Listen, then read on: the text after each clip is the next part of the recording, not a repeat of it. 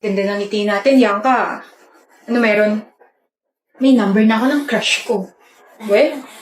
Yup. Paano mo nakuha? BDO yata to. I find ways, ganon. Oh, selos ka? Ako? Magsaselos?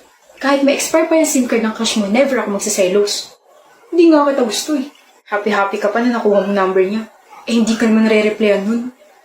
Dami mo naman sinabi. Oo, at hindi lang naman yung gusto kong sagot. Eh, sa hindi nga ako nagsiselos. Kulit naman ito eh. Tsaka bakit mo ba tinatanong yan? Pakala mo ba sa feelings ko? Baka kasi na-stuck ka sa one-sided love.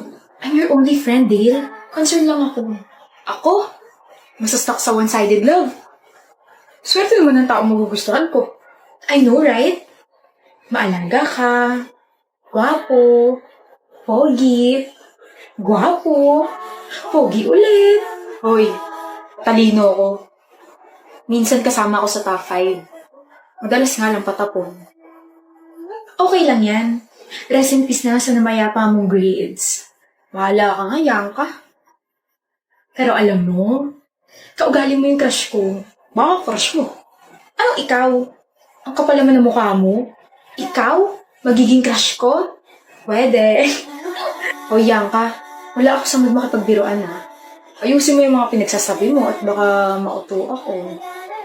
Kapag ba tinext kita, re-replyan mo ako? Oo naman. Eh bakit sabi mo kanina hindi ako re-replyan ng crush ko? Eh kasi nga, Ano? Teka. Naguluhan ako bigla. nagpalit ka ng number, di ba? I-blackmail ko yung kapatid mo para makuha ko. Kasi nga, BDO ako. I find ways. Bianca, Yes, my lovey-dovey crush. gusto mo bang makutos? Hindi nga talaga ako nakikipagbiruan. Ako ba talaga gusto mo? We, May trust issues ka ba, ha? Gusto mo ba ako na yung mandigaw para maniwala ka? Bianca! Ano? Ba't ka sumisigaw? Gusto kita. Dale! Ano? Gusto rin kita.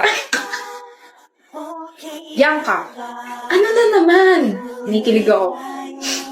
Ako rin kinikilig. Liligawan na kita, bahala ka dyan.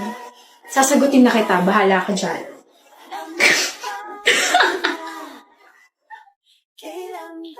Are you enjoying the reunion party, Miles? Yeah. I heard isa ka sa mga nag-organize nito. Napakaganda ng kabuoang party, Isaiah. Ikaw rin, napakaganda. Salamat. Buti hindi awkward para sa'yo na umatan dito. Bakit naman ako mo awkward? Dahil ba nandito ang girlfriend mo si Lily? Yung sinabi mong kaibigan mo lang pero nalaman ko na lang na naglalandian kayong dalawa? Nakakatawa lang kasi alam naman ni Lily na nag-exist ko pero nagmatigas pa rin siya. That's not what I meant. Then why would you say that? Wala namang rason para maging awkward. Hindi naman ikaw yung pinunta ko rito. You're still bitter. Yes, I am. You're still in love with me. I am bitter but I am not in love with you anymore. Then why are you bitter? Kasi niloko mo ko. Tinapo mo yung 3 taon natin para lang sa babaeng 2 linggo mo palang nakakasama. Miles, 1 year na kayo, no? Congrats! Kaya kong hiwalayan si Lily para mapatawad mo lang ako. Gagawin mo yun? Yes! Bakit mo gagawin yun? Dahil mahal pa rin kita, Miles. Nagsisisi na ako. Sobrang namimiss na kita. Mahal mo pa ako? Oo. I want you back. Hiwalayan mo sa harap ko. Sakto, papalapit na siya. Oh. Hi, babe. Hi, Miles. Hi, Lily. Lily? Yes, babe? I'm breaking up with you. What? Ginawa nga. Anong... I regret being with you. All this time, si Miles pa rin ang mahal ko. Ang kapal talaga ng mukha mo, Isaiah. Ano? You really think I will forgive you? Kahit maglupasay ka sa harap ko, hindi na kita tatanggapin at mapapatawad pa. Why? Because I love my boyfriend. May boyfriend ka na? Agad? Ano bang nangyayari? It takes 2 to tango. Magdusa kayo parehas dahil sa panlulokong ginawa niyo sa akin. Love. Ambrose, you're here! Ang galing ng timing. Cheaters, this is my boyfriend, Ambrose.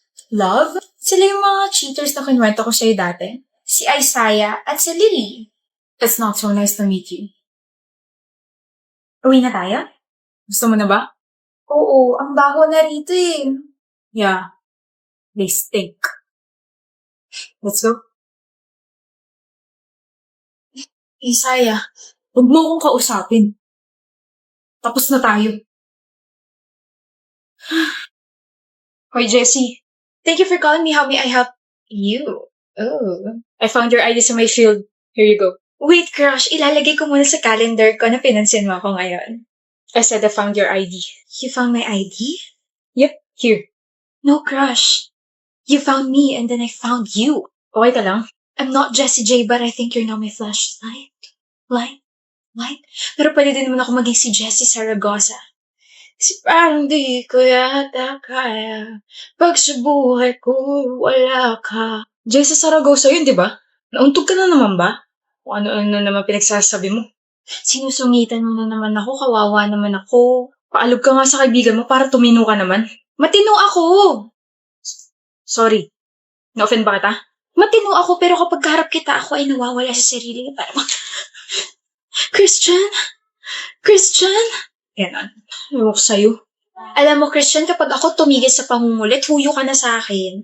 Halata namang ako lang ang nagbibigay sa'yo ng makulay na buhay na parang gulay. No, Jessie. Kapag ikaw hindi ko pinansin, baka umiyak ka. Gustong-gusto mo pa naman ako. Ang yabang ha? I'm gonna remove that smirk, Christian. Ipupusta ko puso ko. Hindi mo kaya. Puso? Bakit? Gusto mo na ba ako? Gusto? Let's see.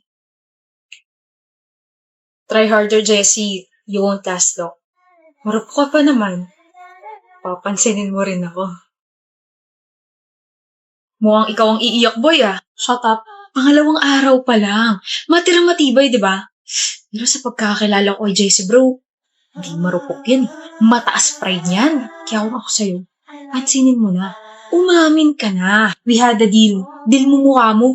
Parang ewan kung makangiti kahapon tapos ngayon, mas masama pa mukha mo kaysa sa akin na bumagsak sa pre-cal. Bahala ka. Baka maliit ka niyan. Bayan, kung uubo kayo, doon kayo sa labas. Yung virus niyo pakalat-kalat. Hoy. Okay, fine. I give up. Sorry for what I said and for how I acted. Pansinin mo na ako. Oh, Christian, nandiyan ka pala. Kanina ka pa? Hindi mo ba ilalagay sa calendar mo na pinansin kita ngayon? Na natalo ako sa challenge natin? Bakit ko ilalagay yun? Sino ka ba? Seryoso ka ba?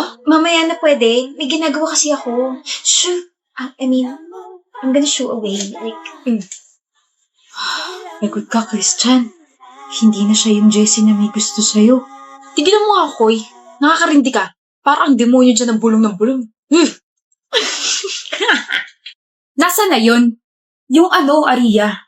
Nasaan na yung kabit mo, Cleon? Wala akong kabit. Meron. Nakita ko. Wala nga. Meron. Desisyon ako. Kung ako sa'yo, aamin na ako at ilalabas ko na yung kabit ko para hindi na humaba pa tong usapan na to. Ayun nga yung problema eh. Hindi ako ikaw, kaya bakit ko ilalabas yung kabit ko? So, meron nga. Ano? Meron kang kabit. Wala. Wala.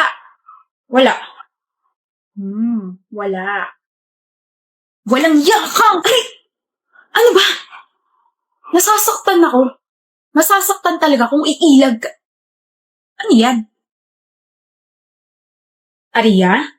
Sa labas na tayo mag-usap, please. Tumabi ka. Extension? Oh, please! Nakakailang takes na tayo tapos hindi pa rin maayos yung pagkakakabit niyo na extension. You are all useless. Pasensya na po, Miss Athena. Hindi yata po nakabit ng maayos. Ano hindi yata? Stupida. Hindi talaga maayos yung pagkakakabit. Calm down, Athena. Calm down? Stupid stylist. Stupid production. You are all stupid. Sinasayang niyo yung oras ko. Baka nakakalimutan niyo na ako ang pinaka-busy rito. I still have a mall show to attend after this shooting. Pero ganyan kayo kabobo. Ano ba, Athena? Isa ka pang hampas lupa ka? Extra ka na nga lang dito, hindi mo pa ayusin yung trabaho mo. My gosh! Athena! Did you just raise your voice, Aldi? Hoy, Kung hindi ko tinanggap tong project na to, you could have ended with some actors who's not even famous. It means, walang manonood ng teleserye na to kung ibang makakapartner mo. You should all be thankful dahil nandito ako. You should all be thankful dahil sa sweldo kayo dahil sa akin. Mga bobo. Tapos ka na? Direk! Pag sabihin mo ang team mo at ang bobobo, Baka pwedeng bumalik na tayo sa pag-shooting, ano? what? Ikaw ang nagsasayang sa sarili mong oras, Miss Athena. Sa kakadaldal mo, malapit na mag-alas 6 at malapit na yung mall show mo. Now we have to extend our shooting because of your shitty rants. Sana hinayaan mo na lang yung stylist na gawin yung trabaho nila. Nga pala, you're really not a good actress. If I could rate you, it would be 4 out of 10. Because you will forever be a shitty actress. Pero salamat sa pagtanggap ng role, Athena, ha? At least nalaman ko na totoo pala ang rumors na si Athena na napakasikat na actress ay masama ang ugali, maitim ang budhi, at masama ang timpla ng mukha.